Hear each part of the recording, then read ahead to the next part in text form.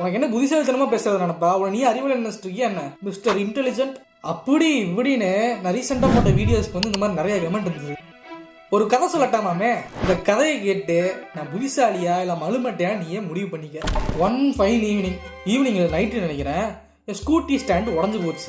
அன்னைக்குன்னு பார்த்து செம மழை. நானும் என் ஃப்ரெண்டும் ஊரில் இருக்கிற எல்லா வெல்டிங் கடைக்கும் போய் பார்க்குறோம்.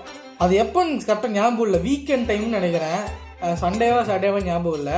எல்லா கடையும் பூட்டி வச்சிருக்காங்க, இல்லைனா சில கடையில் எல்லாம் மட்டையை கிடக்குறாங்க. இன்னைக்கு எந்த கடை இருக்கிற மாதிரி தெரியல, இது சரிப்பட்டு வராதுன்னு சொல்லிட்டு வீட்டில் சாப்பாடு வாங்கிட்டு வர சொன்னாங்க. கடைக்கு வெளியே மழையில் நான் அப்படியே வண்டியை பிடிச்சி நின்று இருக்கேன், உள்ள போய் சாப்பாடு வாங்கிட்டு வரேன். தீப்பட்ட காயத்துல தேல் வந்து கொட்டுதடி கண்மணிங்கிற மாதிரி கொட்டுற மழை. ஸ்கூட்டி ஸ்டாண்டு காலி, வண்டியில பெட்ரோலும் காலி, வண்டி அடைக்க ஆரம்பிச்சிருச்சு. சரிப்பட்டுதான்னு சொல்லிட்டு அப்படியே சர்றன்னு அழிச்சிட்டு பெட்ரோல் பங்க் கிட்ட போகும்போது வண்டி ஆஃப் ஆயிடுச்சு. அப்புறம் வண்டியை தள்ளிட்டு போய் பெட்ரோலை போட்டு, இதில் என்ன மேட்டர்னா வண்டி பெட்ரோல் இல்லாமல் ட்ரை ஆயிடுச்சுன்னா கிக் ஸ்டார்ட் தான் பண்ணோம், செல்ஃப் ஸ்டார்ட் ஆகாது. அப்புறம் வண்டி கிக் ஸ்டார்ட் பண்ணிட்டு அப்படியே போக ஆரம்பிச்சிட்டோம். போகிற வழியில் என் ஃப்ரெண்ட் பட்டு அடிச்சு எப்படா கிக் ஸ்டார்ட் பண்ண அப்படின்னு கேட்டான். கிக் ஸ்டார்ட் எப்படா பண்ணுவாங்க, கேனத்தனமாக கேள்வி கேட்குற, காலில் தான் ஸ்டார்ட் பண்ணுவாங்க அப்படிங்கும் போது தான் ஸ்ட்ரைக் ஆச்சு.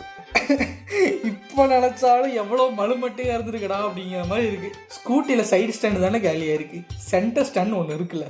அவ்வளோ நேரம் அந்த மலையில் வண்டியை பிடிச்சிட்டு இருந்தேன், எங்களுக்கு சத்தியமாக இது ஸ்ட்ரைக்கே ஆகலை. இப்போ சொல்லுங்கடா, என்னை பார்த்தா புத்திசாலி மாதிரி யாராவது தருது? போடா, பாய்.